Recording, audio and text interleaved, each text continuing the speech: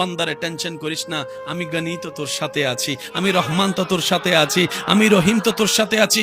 বান্দা বলে আল্লাহ আমি তো সেটাই চাই, স্রষ্টা যেন আমার উপর রহমত করতে থাকে। ও আল্লাহ কিভাবে পাবো? রব বলে যে একটা কাজ কর, তুই শুধু বিপদকে সামনে আসতে দে, ধৈর্য এবং শুকরিয়া নিয়ে তুই চলতে থাক। গালি আসতে দে, উত্তর দিস না, ধৈর্য এবং শুকরিয়া নিয়ে তুই চলতে থাক। হামলা আসতে দে, ধৈর্য এবং শুকরিয়া নিয়ে তুই চলতে থাক। আমি দেখতে চাই তোকে কে কে মারে, তাদেরকে দেখতে চাই। কে কে তোর উপর আঘাত করে, আমি তাদেরকে দেখতে চাই।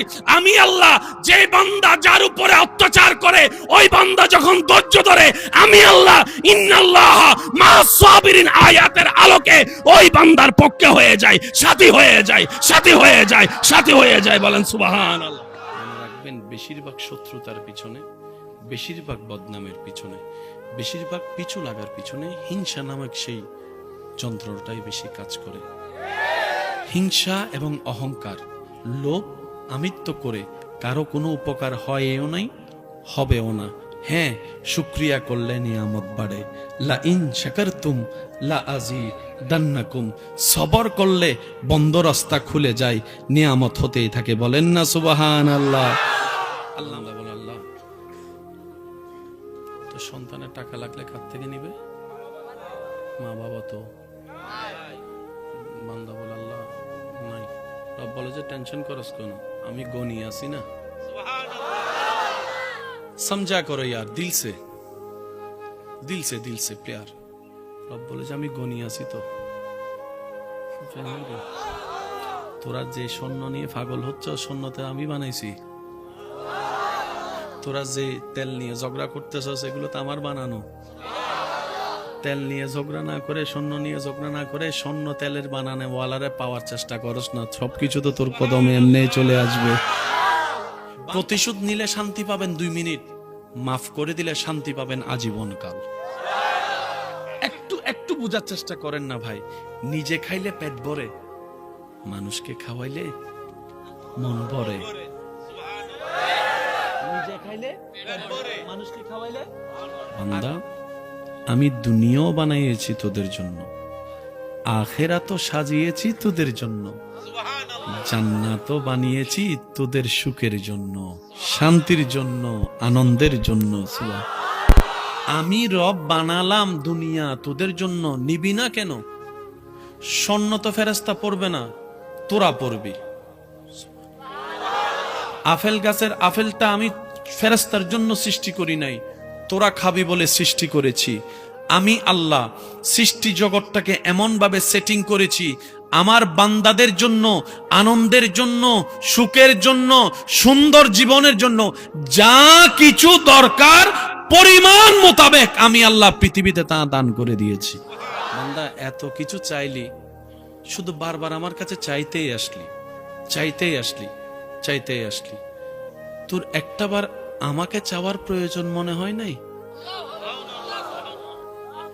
তুই একটাবার আমাকে চাওয়ার প্রয়োজন মনে হয় না তোর কাছে আইফোন ইম্পর্টেন্ট। আইফোন না পেলে তুই ভাত বন্ধ করে দিচ্ছিস। তুই গাড়িটা না পেলে, তোর স্বপ্ন পূরণ না হলে তুই সুইসাইড করে ফেলতেছিস। বন্ধা, আমার জন্য কখনো এরকম অন্তর কি তোর কান্না করেছে? আল্লাহ যদি নারাজ হয় আমার সব শেষ হয়ে যাবে, আল্লাহ যদি রহমত তুলে নেয় আমার সব শেষ হয়ে যাবে। একবার কি তোর অন্তর আমার জন্য কেঁদেছে? বান্দারে, জিনিসে চাইলি, আমারে তো চাইলি না। অথচ তুই বান্দা হাজারটা জিনিসের লিস্টি না করে একবার যদি একটা লিস্টিতে থাকতে পারতি, মওলা শুধু তোমাকে চাই। একটু জোরে বলি না সুবহানাল্লাহ। তোমাকে চাই। কেউ যদি বলে গোল্ডেন A+ চাস না কেন, আপনি বলবেন যে জ্ঞান দিয়ে A+ পাওয়া যায় সে জ্ঞানের মালিককে চাচ্ছি। কেউ যদি বলে ব্যবসার মধ্যে বরকত চাস না কেন, আপনি বলবেন যার থেকে রিজিক বন্টন হয় সেই রাজ্জাককে তো চাচ্ছি, আমি সেই রাজ্জাককে চাচ্ছি। এবার আপনি বলবেন ওই স্রষ্টাকে যদি একবার পেয়ে যাই আমার কোনো কিছুর কমতি হবে না। রাজ্জাক যখন আমার হবে, রিজিকের কমতি হবে না। আল্লাহ যদি আমার হয়, জ্ঞানের কমতি হবে না। ইজ্জত দাতা যদি আমার হয়, দুনিয়া এবং আখিরাতে সম্মানেরও কমতি হবে না। আজকে আমার পাওয়ার নাই বলে সে এমন করছে, আজকে আমার জনবল নাই বলে সে এমন করছে। আল্লাহ গো, আমি কারো কাছে বিচার দিব না, তুমি তো আহকামুল হাকিমিন আছো, তুমি তো ন্যায় বিচারক আছো। দুনিয়ার বিচারকরা যতই ভালো করে বিচার করুক, 100 কেউ কখনো বিচার করতে পারে নাই, পারবে না। কারণ আদালত সাক্ষীর কাছে বন্দী, আদালত প্রমাণের কাছে বন্দী, আর সাক্ষী তো টাকার বিনিময়ে দিনকে রাত বলে যে এমন সাক্ষীও তো আছে। কত হাজার মানুষ নিরপরাধ হয়ে বছরের পর বছর জেলখানায় কষ্ট পাচ্ছে। যারা দারোগা আছে, যারা আইনের মানুষ আছে, তারাও ভালো করে জানে, কিন্তু কিছু তো করার নাই। ওই যে কাগজের পেঁচ তো আর কিভাবে করা যায় এরকম তো সুযোগ নেই। এবার বান্দা বলে, আল্লাহ আমি তোমার কাছে বিচারটা দিলাম। রব বলবে যে বিচারটা আমিই করব, কারণ তুই বান্দার বিচার দিয়েছস বান্দার স্রষ্টার কাছে। সুবহানাল্লাহ। আর আপনার আল্লাহ কি করবে জানেন? তারে, তার ফুতেরে, তার নাতিরে, তিনজনের আসামি বানাবে। এবার আপনি বিখ্যাত দুইটা হাত তুললেন, খুব খেয়াল করবেন। প্রথম আল্লাহর প্রশংসা, ইচ্ছা মতো রবের প্রশংসা করবেন। আল্লাহ তুমি রহমান, তুমি তো গফফার, তুমি তো সত্তার, তুমি তো খালিক, তুমি তো মালিক। ও মাওলা, আমার যোগ্যতার চাইতে তুমি আমাকে বেশি দান করছো, এটা তোমার বড় দয়া আল্লাহ। এগুলো পাওয়ার যোগ্যতা আমার কাছে নাই, তুমি দয়া করে দিছো আল্লাহ, তোমার দয়া। এরপর নবীর দরুদ, এরপরে সবার জন্য দোয়া, এরপরে দেশীয় মানুষের জন্য দোয়া, এরপরে আপনার এলাকাবাসীর জন্য দোয়া, এরপর আপনার আত্মীয় স্বজনের জন্য দোয়া, এরপর আপনার পরিবারের মানুষের জন্য দোয়া, এরপর আপনার কাছের মানুষের জন্য দোয়া, সবার শেষে নিজের জন্য দোয়া। সব দোয়া শেষ করে আদ-দুআ মাওকুফুন বাইনাস সামাই ওয়াল আরদি হাত্তা তুসাল্লি আলান নবী সাল্লাল্লাহু আলাইহি ওয়াসাল্লাম। শেষে এসে নবীজির উপর দরুদ। সুন্দর একটা প্যাকেজ হয়ে গেল, রবের দরবারে চলে যাবে। যা আপনার জন্য কল্যাণ, আল্লাহ পাক সেগুলোকে সিগনেচার দিয়ে কবুল করে নিবে। আপনার তাকদীরের মধ্যে সেটা যোগ হয়ে যাবে রব যখন কবুল করে নিবে। বলেন না সুবহানাল্লাহ। রব বলে যে এই অন্তরের লাগবে লালন করবে, হাসবুনাল্লাহ, আমি আল্লাহ আছি, আমি আল্লাহ সে বান্দাকে নিরাশ হতে কখনোই দিব না। চাচাই অত্যাচার করবে, আমি আল্লাহ তার পক্ষে থাকব। যেটাই অত্যাচার করবে, আমি আল্লাহ তার পক্ষে থাকব। সুবহানাল্লাহ বলতে থাকি না। বন্ধু বেঈমানি করবে, নিজের সম্পদগুলাকে বিশ্বাস করে বন্ধুর হাতে দিবে, বন্ধু 2 নাম্বারি করে তাকে ব্যবসায় লস করে দিবে। রব বলে যে তোর মা যেমন তুই মনে করিস, তোর বাবা তুই মনে করিস তোর জন্মদাতা, একবার মনে কর না আমি আল্লাহ তো তোর, আমি না তোর স্রষ্টা, আমি না তোর রহমান, আমি না তোর রহিম। বান্দারে, তুই শুধু মনের ঘরে এই বিশ্বাসগুলাকে, তাওয়াক্কুলগুলাকে একবার বসাই নে। হাসবুনাল্লাহ, কেউ নাই আমার, আল্লাহ আছে। আমার অভিভাবক আমার আল্লাহ, আমার রহমান আমার আল্লাহ, আমার রহিম আমার আল্লাহ, আমার রাজ্জাক আমার আল্লাহ। বান্দা তুই শুধু বলতে থাক, এমন জায়গা থেকে তোকে আমি রিজিক দিব কল্পনাও করতে পারবে না তোর দুশমনেরা। সুবহানাল্লাহ। বান্দা বলে টেনশন করার আসলেই তো দরকার নাই। আমার অভিভাবক মাও নাই, বাবাও নাই, আমার রব আছে। আমার দেনেওয়ালা আমার রব আছে, আমার বিপদ থেকে তুলনেওয়ালা আমার রব আছে। রব বলে যে বান্দা সকাল সন্ধ্যা ভিতরে বাহিরে এতটুক মন থেকে বলতে পারে প্রত্যেকটা বিষয়ে আমার রব আছে। সুবহানাল্লাহ বলতে থাকে। আমার একজন মালিক আছে, বলেন না, আমার একজন মালিক, আমার একজন স্রষ্টা, আমার একজন অভিভাবক, আমার একজন রিজিক দাতা, আমার একজন খেয়াল রাখনেওয়ালা, আমার একজন মাফ করনেওয়ালা, আমার একজন নাসির সাহায্য করনেওয়ালা, আমার একজন আজিজ, আমার একজন গফুর। রব খাইলে আল্লাহ তুমি আমাকে ধাক্কা খাওয়াচ্ছ কেন? রব বলে যে আমি দেখতে চাই, দিয়েছি যখন কষ্ট ছাড়া তখন তো শুকরিয়া করেছিলি, আজকে না দেওয়ার পরে কে কে শুকরিয়া করে তাদের চেহারা দেখতে চাই, তাদের চেহারা দেখতে চাই। ফুলের বিছানায় শুয়েছিলাম তখন তো বারবার করে থ্যাংক ইউ দিয়েছিলি। আজকে দেখতে চাই আগুনে শোয়ার পরও কে আমাকে মনে রাখে, কে আমাকে না বলে মনে রাখে, কে আমাকে মনে রাখে। আমি তাদেরকে দেখতে চাই।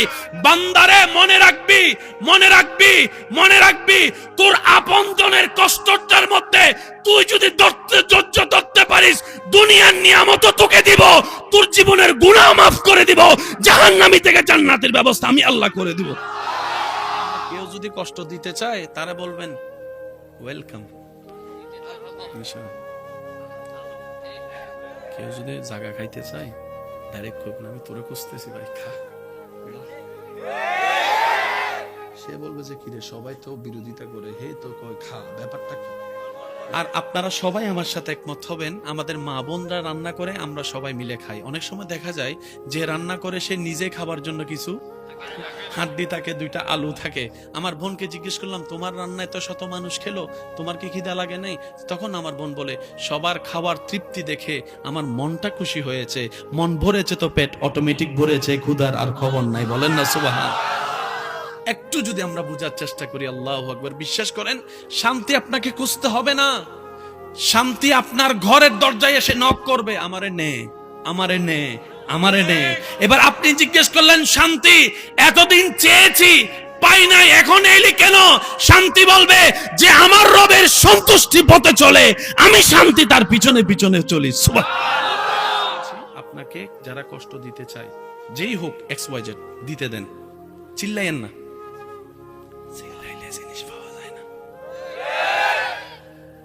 এই পৃথিবীতে যত বড় বড় আবিষ্কারক হয়েছে সবাই দেনওয়ালা আছে। আচ্ছা উনি কি আপনাকে দেখে? উনি আপনাকে দেখে? উনি আপনার কথা শুনে? উনি আপনি যেখানে থাকেন উনি দিতে পারে? তাহলে আপনার টেনশন কি? আর এবার আপনি সাগরের তলে চলে যান না, আপনার মালিক তো সেখানেও দিতে পারে, টেনশনের কোনো দরকার। সেজন্য তো ইউনুস আলাইহিস সালামকে মাছে যখন খাইয়ে ফেলছে, মাছে কয় খাইছি, ইউনুস কয় কুঁজু। বুঝছেন কথাটা? মাছে কয় আপনারে খাইছি, ইউনুস নবী কয় কুঁজু। মাছে কয় আপনার ভয় লাগে না? ইউনুস নবী কয় একলা থাকলে না ভয় লাগতো, আমি তো বেওয়ারিশ না, আমি তো বেওয়ারিশ না। বুঝলে কন্যা? সুবহানাল্লাহ। আমি যদি অভিভাবক ছাড়া হতাম তুইও না ভয় পাইতাম, আমি যদি একা হতাম তুইও না ভয় পাইতাম। তুই মাছে না দেখতেছিস আমি ইউনুস একা, কিন্তু আমার দিলে তো জানে আল্লাহ আছে। তুই মাছে চিন্তা করতেছস, এত বড় সাগরের মাঝখানে পানির ভিতরে ইউনুসকে কে বাঁচাবে? কারণ তোর নজর হচ্ছে যে এলাকার মানুষের দিকে, বাচ্চার দিকে। বাচ্চা এখানে আসতে পারবে না, আর্মি এখানে আসতে পারবে না, পুলিশ এখানে আসতে পারবে না, ফায়ার ব্রিগেড এখানে আসতে পারবে না, আল্লাহর রহমত এখানে আসতে। রব বলে যে তুই এটা অন্তরে বসা, তুই যেখানে থাক আমি আল্লাহর নজরেই তো আছস। তুই শুধু মনের মধ্যে নবীর প্রেমটা অন্তরে বসাই, এতটুক বসা, আমার মালিক আছে, আমার একজন অভিভাবক আছে, আমার একজন রাজ্জাক আছে। তোর 70 মানুষ যদি তোর খাবারও বন্ধ করে দেয়, সে জায়গায় আমি খাবার ব্যবস্থা করে দিব। চিৎকার দিয়ে বলেন সুবহান। আপনি আল্লাহ আপনাকে দেয় না নাকি আপনি আমি আমরা চাইতে জানি না, নিতে জানি না? একটু বলেন তো। আমরা চাইতেও জানি না। এবার বলেন দোষ কার? আল্লাহর। দোষ ধর্মের, দোষ নবীর, দোষ কাদের? শুনি নাই, আরো জোরে। আল্লাহর ওয়াস্তে আজকে থেকে বলি, চিল্লাইয়েন না, মারামারি করেন না, স্থির সবর, স্থির সবর। এখন আমার অনেক ভাই বলবে ভাই প্রতিবাদ কি করব না? প্রতিবাদের কথাও ইসলামে আছে, সবরের কথাও ইসলামে আছে।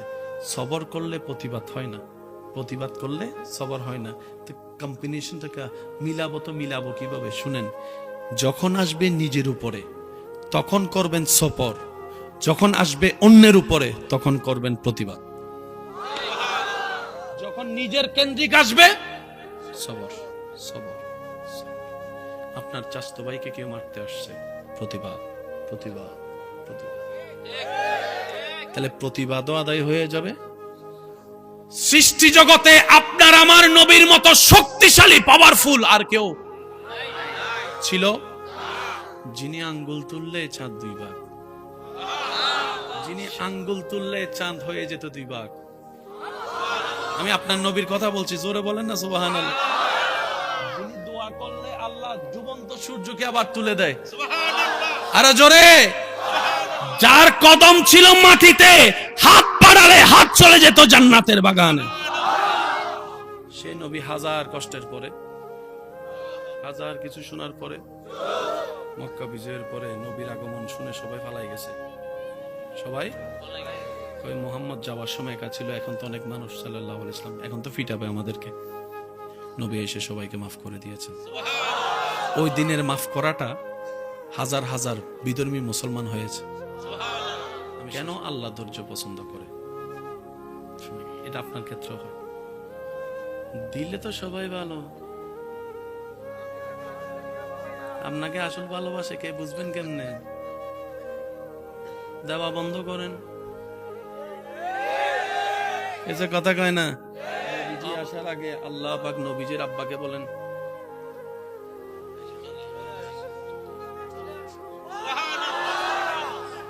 নবীজি আসার পরে কিছুদিন পরে নবীজির আম্মাকে আল্লাহ পাক বলেন, মা আমেনা বলে, আল্লাহ বাপের চাই হয়তো মাথার উপর নাই আমার ফলার, আমিও চলে যেতাম, আপনারা যে চলে আসো, প্ল্যানিং আমার।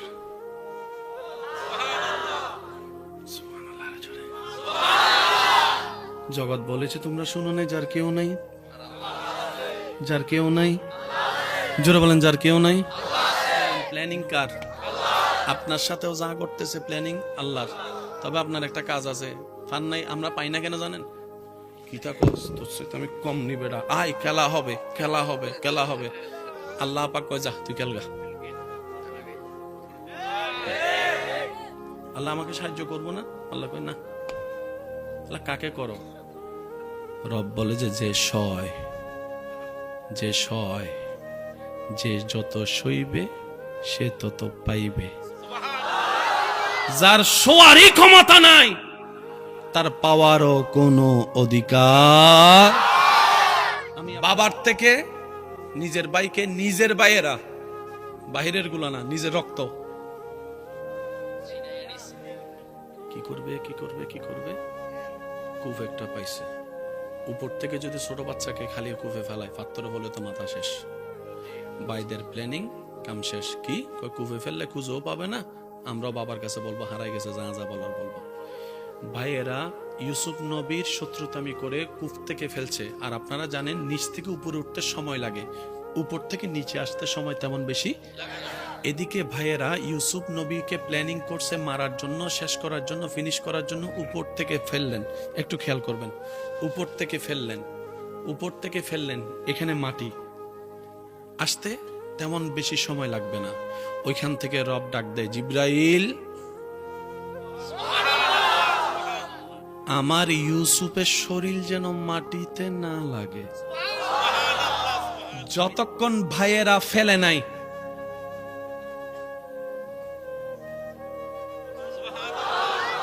যতক্ষণ ভাইয়েরা প্ল্যানিং করে নাই, ততক্ষণ আল্লাহ আওয়াজ, যতক্ষণ ভাইয়েরা ফেলে নাই, ততক্ষণ আল্লাহর পক্ষ থেকে সাহায্য।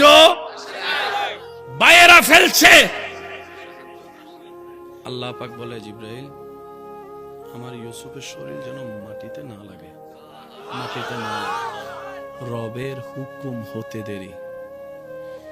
এদিকে হাতটা ছুড়ল পড়বে বলে ভাইয়েরা আর দেখার সুযোগ হয়নি, এত গভীর কূপ। জিব্রাইল আল্লাহর হুকুমে এসে ইউসুফ নবীকে,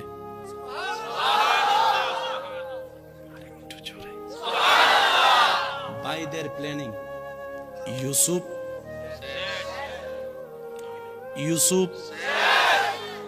আল্লাহ পাক বলে যে মাত্র শুরু। একটু বুঝছেন ভাই, একটু জীবনের সাথে মিলান না কেন? ভাইদের প্ল্যানিং ইউসুফ, আল্লাহ পাকের প্ল্যানিং ইউসুফ তোমার মাত্র শুরু।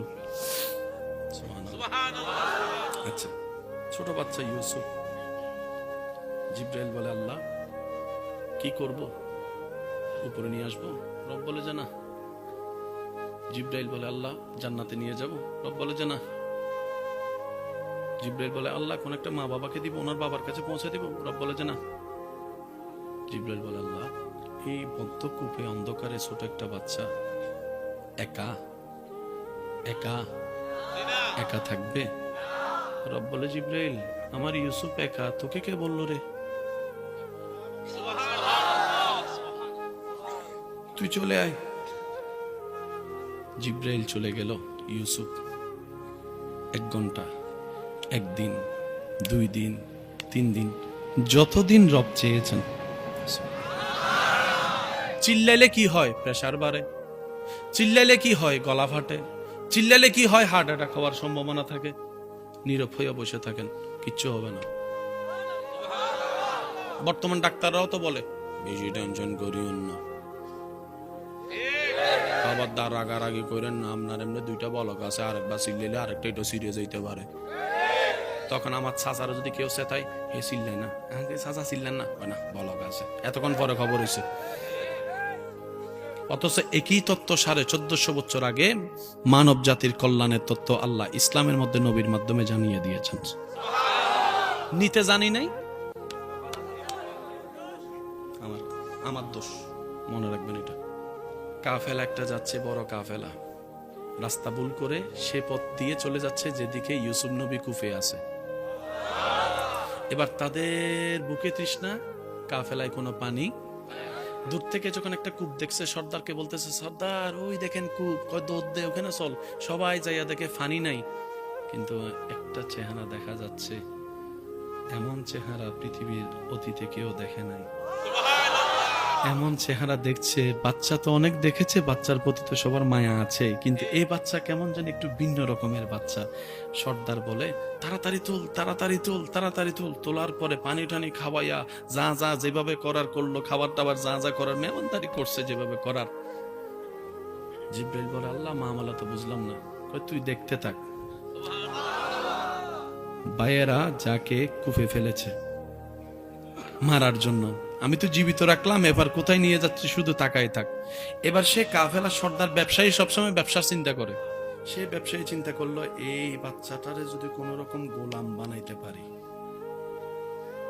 অন্য গোলাম বিক্রি হয় 300 টাকায়, এটা তো যে কেউ ফালাই দিলে 3 লাখ দিব, তাহলে এক লাফে আমি অনেক কোটি টাকার মালিক। চল এটা মিশরের বাজারে নিয়ে যাই গোলাম বানাইয়া, এখানে তো বাচ্চার এরিয়া, তো কোটিপতি সব ওইখানে। এবার ইউসুফ নবীকে বাজারের মধ্যে গোলাম বানায় নিয়ে গেছে। অনেক, তখন আপনারা তো জানেন আগের যুগে মানুষ কেনা বেচা হতো, গোলাম সবগুলো দাঁড়ানো, সব কাস্টমার সবার দিক থেকে নজর সরাই শুধু ইউসুফের দিকে, ইউসুফের দিকে, ইউসুফের দিকে। সুবহানাল্লাহ বলেন আরে ভাই। এবার সবাই এসে দাম জিজ্ঞেস করে, কত? 3 লাখ। বুঝার জন্য বলছি, আমার কাছে তো টাকা নেই, 3 লাখ। 3000 দিবেন নি? এটা দেখে কি তোর 3000 মনে হয়? তখন সে উত্তর দেয়, আরে ভাই এটা দিয়ে 3 না 3 কোটি টাকা থাকলে দিতাম, আপনি বলতেছেন এটাকে কিনতাম। আরে এটা চেহারা দেখে তো গোলামই মনে হয় না, বাদশা মনে হয়, বাদশা মনে হয়, বাদশা মনে হয়। ও বানাইছে গোলাম। আল্লাহ কয় ইউসুফ অপেক্ষা করো, আসতেছে সময়। এমন দাম দিছে কিনার ক্ষমতা যাত্রার। এবার বাদশার একটা খুব কাছের মানুষ রাস্তা দিয়ে যাইতেছে, হো হুল্লা হয়ে গেছে মিশরের মধ্যে, এরকম একটা গোলাম আসছে। বাদশার ফিয়েছে, কয় এটা তো আমার প্রেস্টিজের ব্যাপার, আমি যদি না কিনতে পারি তাহলে এটা আমার ইজ্জত লাগবে। যাইয়া গেছে, কয় সব দাম দিব আমারে দে। আল্লাহ পাক বলে তোমার ভাইয়েরা তোমাকে কুফে ফেলেছে, আমি তোমাকে মাটির উপর তুলেছি, ওই তোমাকে গোলাম বানিয়েছে, আজকে আমি তোমাকে বাদশার মহলে পাঠিয়ে দিচ্ছি, বাদশার মহলে পাঠিয়ে দিচ্ছি, বাদশার মহলে পাঠিয়ে দিচ্ছি। একটা বান্দার প্ল্যানিং, একটা রবের প্ল্যানিং তাই বান্দার প্ল্যানিং এ সবকিছু ধরা পড়ে না। রবের প্ল্যানিং এর জন্য একটু অপেক্ষা করেন ভাই, একটু অপেক্ষা করেন। যে ইউসুফকে শেষ করার জন্য ভাইয়েরা চেষ্টা করেছে, আজকে সেই ইউসুফ সম্মানের সাথে, ইজ্জতের সাথে রাজপ্রাসাদে প্রধানমন্ত্রীর কার্যালয়ে হাঁটাচলা করছে, হাঁটাচলা করছে, হাঁটাচলা করছে। সপ্তাহ গিয়ে মাসে দাঁড়ালো, মাস গিয়ে বছর পার হলো, দুর্ভিক্ষ সামনে আসলো, চতুর্দিক দিকে খানার অভাব। ইউসুফ নবীকে রব্বুল আলামিন প্ল্যানিং শিখিয়ে দিয়েছেন। কোরআনে যার দৃশ্য দেখা যায়, ওই প্ল্যানিং এর কারণে খাদ্য মজুদ হয়েছে। চতুর্দিকে খাদ্যের অভাব হওয়ার পরে ওই ভাইয়েরা খাবার অভাবে মিশরে আসলেন খাবার জন্য। খাবারের দায়িত্ব ছিল ইউসুফ নবীর হাতে। দূর থেকে দেখছে, খবর পাইছে অমুক জায়গা থেকে আসছে। ইউসুফ নবী বলে যে তাদেরকে আলাদাভাবে ভিআইপি ট্রিটমেন্ট দাও। এমনি দুর্ভিক্ষ, ভিআইপি ভাবে খাওয়াও, খাবার টাবার পরে তাদের বস্তা রসা।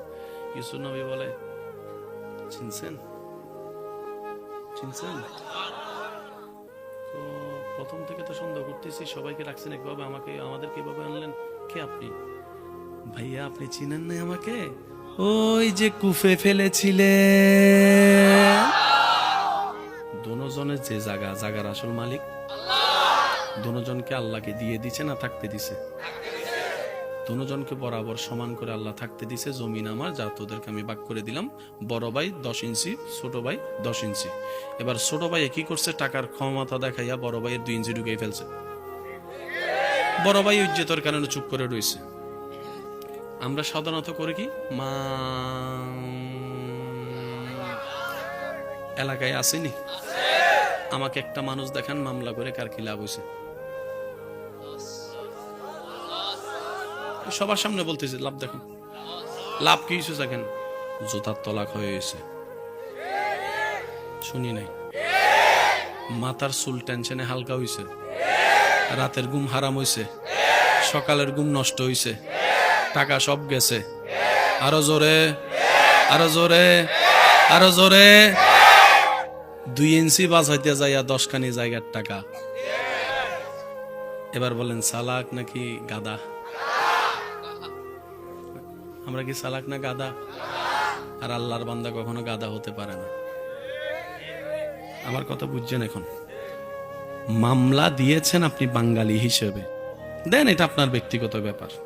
তবে আরেকটা মামলা ছিল যেটা আমরা নিতে জানি নাই। আপনি যেখানে আদালতে মামলা দিয়েছেন কোন দেশি হিসেবে? আপনার পরিচয় কি? সবাই বলেন আপনার পরিচয় কি? তাহলে বাংলাদেশি হিসেবে বাংলাদেশের আইনের প্রতি শ্রদ্ধা রেখে আপনি একটা মামলা দিয়েছেন, এটা আপনার অধিকার, নাগরিক। আরেকটা মামলা তো ছিল বান্দা হিসেবে রবের কোর্টের মধ্যে মামলা দেওয়া। ওই মামলাটা তো দেন নাই। সেজন্য বছরের পর বছর, বছরের পর বছর, বছরের পর বছর গেছে। দাদা যাইয়া বাপ গেছে, বাপ যাইয়া নাতি আছে, নাতিও বুড়ো হয়ে গেছে।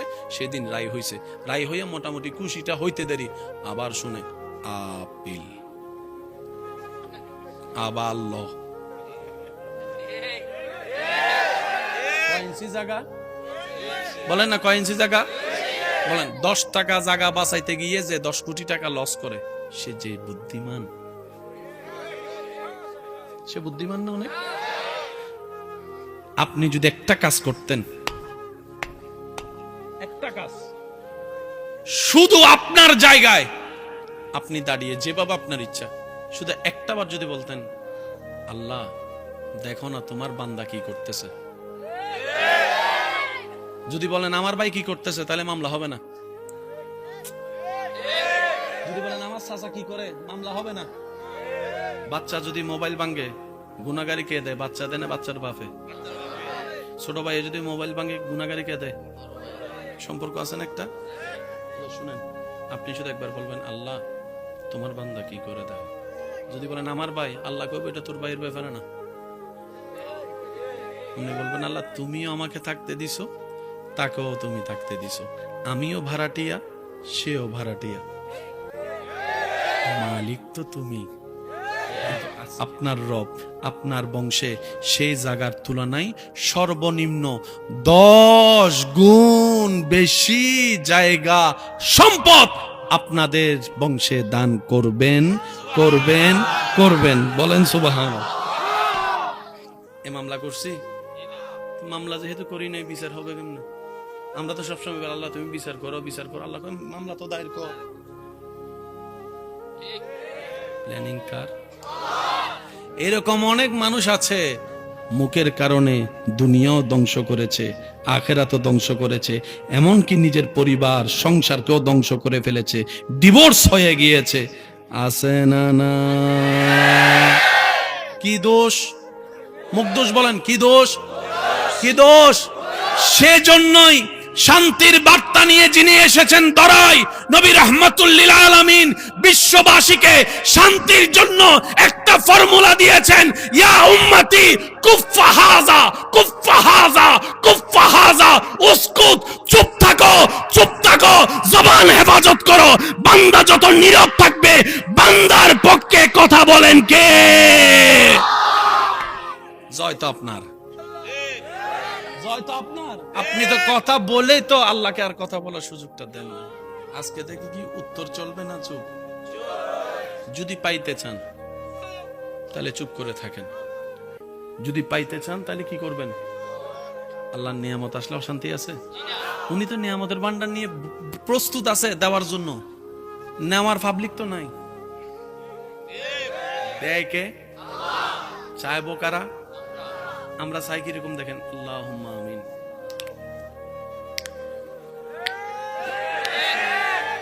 আছে না? নাই? আপনারা বলেন না।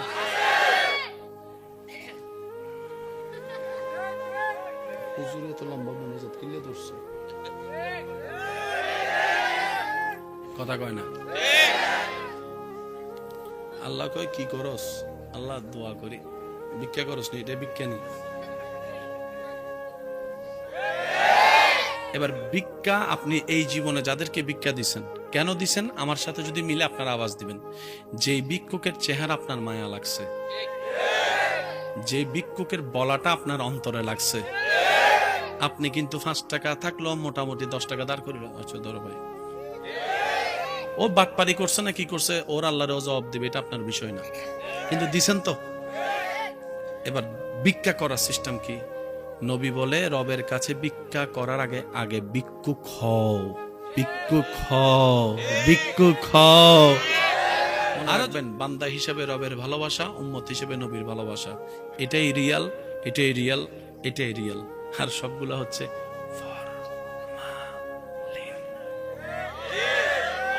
কথা কয় না। I love you, I love you too. আসা না? কয় না? আসা না? আমি আপনারা কমু আই লাভ ইউ, আপনারা কইবেন আমাকে আই লাভ ইউ টু। কোন আই লাভ ইউ? এই কথা মারে কখনো বলা হয়েছে? বাবাকে? আসল ভালোবাসা জায়গায় বলতে পারলাম না। যে ছেলে মেয়ে 25 বছরের সম্পর্কের উপর পা রাখতে পারে, সে 3 বছরের সম্পর্কের উপর পা রাখতে কতক্ষণ? যে মা জন্ম দিছে তার চেহারায় যে চুনকালি মাখতে পারে, সে আপনার চেহারায় চুনকালি মাখতে কতক্ষণ? এই অঙ্কটা একটু মিলাই। কিছু বিষয় ভুল হলে শুধরানো যায়, মোবাইল কিনে ভুল হলে লস হলে শুধরানো যাবে, কিন্তু 3 বার কবুল বলার পরে, 3 বার কবুল বলার পরে, এবার বলেন আপনার এলাকায় যে চোর তেলমাইকা চুরি করে শীতকালেও, হে যদি বিয়ে করতে মাইয়া দেখতে যায়, তেলমাইকা যাব?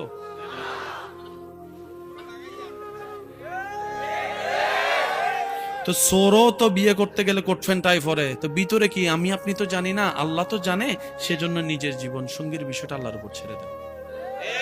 সবচাইতে উত্তম এটা, আল্লাহ আমার জীবন সঙ্গী যেটা আমার জন্য ভালো হবে, দুনিয়া এবং আখেরাতে আমার জন্য নেয়ামত হবে, ওই জীবন সঙ্গী আমাকে তুমি দান করবা, তুমি পছন্দ করে। আর ওইটা অতদিন না আসা পর্যন্ত আমাকে পবিত্র থাকার তৌফিক দাও, আমাকে ধৈর্য ধারণ করার তৌফিক দাও। তারপরে দেখেন না আল্লাহ পাক আপনার জন্য কেমন ব্যবস্থা করে। নিজেও পবিত্র থাকবেন, পবিত্র পেয়ে যাবেন। ওয়াদাকার, আরো জোরে বলেন ওয়াদাকার। এখানে আপনি যে জনের পিছনে লেগেছেন, যার সাথে আপনি সম্পর্ক করছেন, বিয়ে তো করবেন না। কারণ আমি যখন বিয়ে করবি 5টা কোনটারে করতাম লাগছে না একটা ফেস। সম্পর্ক কয়জনের সাথে? আপনি বিয়ে করবেন কয়জনকে? বাকি আছে এই 4 জনকে বিয়ে করবে অন্য কেউ। তা আপনি যেরকম অন্য জনের হক নষ্ট করছেন, এই 60 জন শুনেন, এই 60 জনের বিয়ে হবে, একজনের মনে করেন চিটাঙে, একজনের মনে করেন ঢাকায়, একজনের মনে করেন সিলেটে, একজনের মনে করেন বরিশালে। কয় জায়গা? জোরে বলেন কয় জায়গা? তো ওই চিটাংওয়ালার বউ যেমন এখানে, আপনার বউ না কোনো জায়গায়। চিটাংওয়ালার বউ যেমন স্কুল দিয়ে স্কুলের রাস্তায় হাইটে যায়, আপনারটাও কোনো না কোনো জায়গায় স্কুলে। চিটাংওয়ালা ঢাকাওয়ালার বউ যেরকম বিভিন্ন জায়গায় গেছে, আপনি যার পিছনে করছেন আপনারটাও কোনো না কোনো জায়গায় গেছে, এর পিছনেও কেউ পড়ছে। এবার কোন ফেরেশ চান না আনফেরেশ? এবার আল্লাহর ওয়াদা শুনেন। আল্লাহ পাক বলে, বান্দা বলে, আল্লাহ ভুল করে ফেলছি, আমারটাও আনফেরেশ। আল্লাহ কই তুই যেমন করছিস এমন পাবি। আল্লাহ করছি আনফেরেশ, কিন্তু ফেরেশ চাই, আছে না নাই? আল্লাহ পাক বলে, যাকে মন থেকে তওবা কর আর ওয়াদা কর জীবন আর কোনোদিন অন্যায় করবি। তখন আমি আল্লাহ তোরটা যেখানে থাকবে ওর দিকে যেন কেউ খারাপ নজর দিতে না পারে, আমি আল্লাহ কুদরতি ভাবে ব্যবস্থা করে হেফাজত করে রাখবো। তুই এখানে নিজে হেফাজত থেকে অন্যের সম্পদ হেফাজত কর, তোরটা যেখানে থাকবে আমি আল্লাহ হেফাজত করব। হিসাব শেষ। প্রত্যেকটা মানুষের বছরে প্রতিদিন কাপড় লাগে, কিনতে হয়। প্রত্যেকটা মানুষের প্রত্যেক দিন কাপড় কিনা লাগে, কিন্তু প্রত্যেকটা মানুষের প্রত্যেক দিন পানি লাগে। খাবারের ভিতর অনেক ধরনের খাবার, আপেলও খাবার, আমও খাবার। আচ্ছা, আম কি প্রত্যেক দিন লাগে? ভাত ডেলি কয় বেলা? একটু জোরে বলি। একটা বাচ্চার খেয়াল রাখে মা বাবা ছাড়া সন্তান হয় বেসাহারা ছোটবেলা থেকে, এর অত্যাচার সেই অত্যাচার, কারণ অভিভাবক নাই। আল্লাহর 1000টা নামের ভিতর একটা নাম হচ্ছে ওয়াকিল। আছি তো? এবার রব বলে, তোর মা বাবা তোর কি করবে? অন্যের মা বাবা তোর খেয়াল করবে না কেন? তাদের সন্তান তুই ন, তোর মা বাবাই তো তোর উপকার করবে। মা বলবে আমি পেটে রেখেছি তাই আমি খাওয়াবো, বাপ বলবে যে আমি জন্ম দিয়েছি তার কারণে আমি লালন পালন করব। সম্পদ আমার যাহা আমার ভাইয়ের ছেলেরা পাবে না, আমার ছেলে মেয়েরাই পাবে, কারণ সন্তানটা আমার। আপনার এলাকায় এমন কিছু বর্তমান বিত্তবান টাকাওয়ালা আছে যাদের একটা সময় হয়তো 2 বেলা ভাত ভালো করে,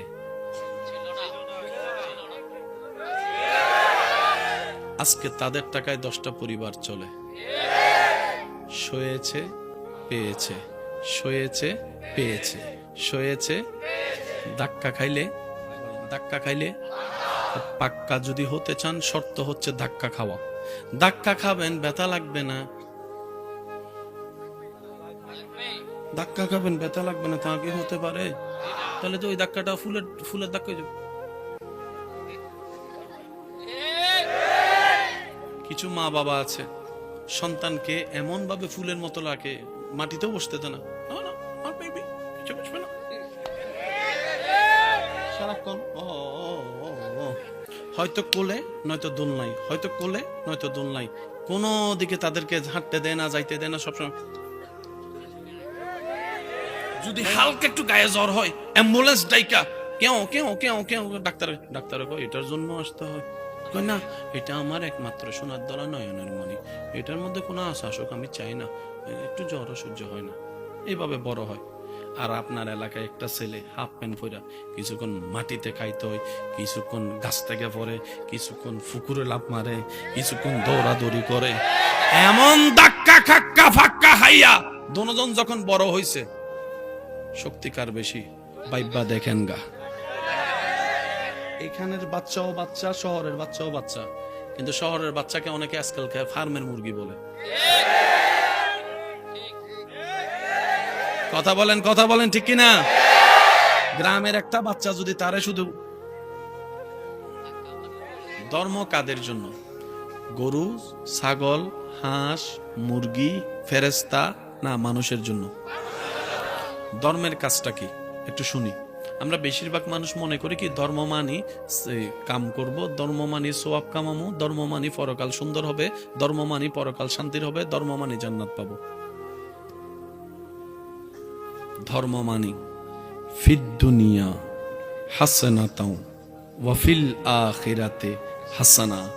ধর্ম এমন একটা সাজেশনের নাম যেখানে মানব জীবনের দুনিয়ার কল্যাণের কথাও আছে, আখিরাতের নিয়ামতের কথাও আছে। সুবহান।